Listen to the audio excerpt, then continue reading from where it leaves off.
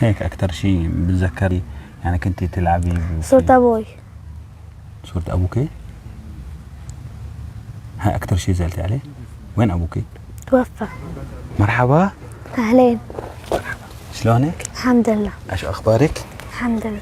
هذا من حوشه؟ أنا وستي. أنت وستك؟ كيف رحتي حوشتي؟ زحفت زحف. زحف؟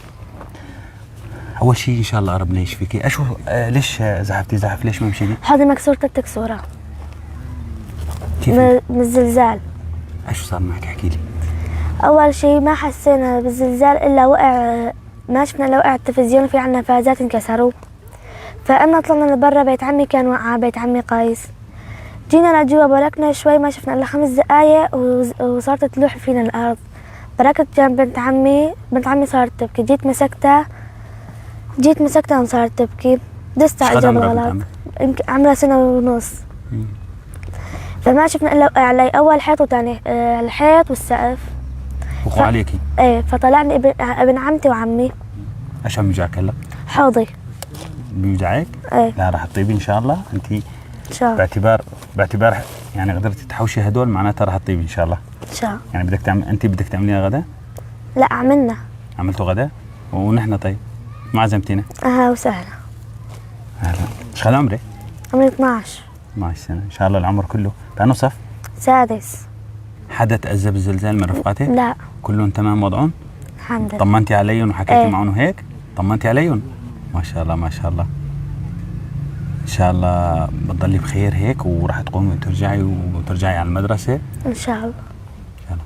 طب بدي احكي لي هيك بفترة يعني لما صار الزلزال وصارت البناية تتحرك وهيك، شو كان أصعب شيء؟ اصعب شيء انه ابن عمي مات. ابن عمك مين؟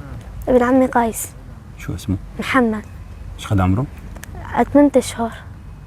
عمره 8 شهور بس؟ يعني كنت ليش تحديدا ابن عمك يعني تذكرتي؟ كنت بحبه كثير. شو هيك يعني أصعب شيء كمان مر عليكي خلال الزلزال والأيام هدول اللي راحوا؟ انه بيتنا انهد وكل اغراضنا راحت. عندك لعبات وهيك بتتذكريهم وهيك؟ في من جد الله يرحمه. يعني كان عندك هدايا من جدك؟ ايه. شو كان هديك جدك؟ دبدوب احمر وكثير العاب. وينهم صاروا؟ ما طلع غير واحد. والبقية؟ ما طلعوا. شو عندك هيك شيء ضل بالبيت بتتذكري غير هدول الألعاب؟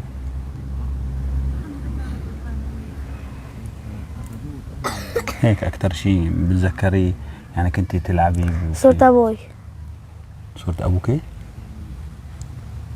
هاي أكتر شيء زعلتي عليه؟ وين أبوكي؟ توفى. شو بدك تصيري بس كبرتي؟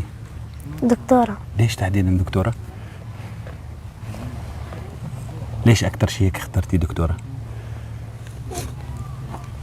كان أبوي وقت كنت صغيرة كان يقول لي بدك تصيري دكتورة، إن شاء الله بتصير.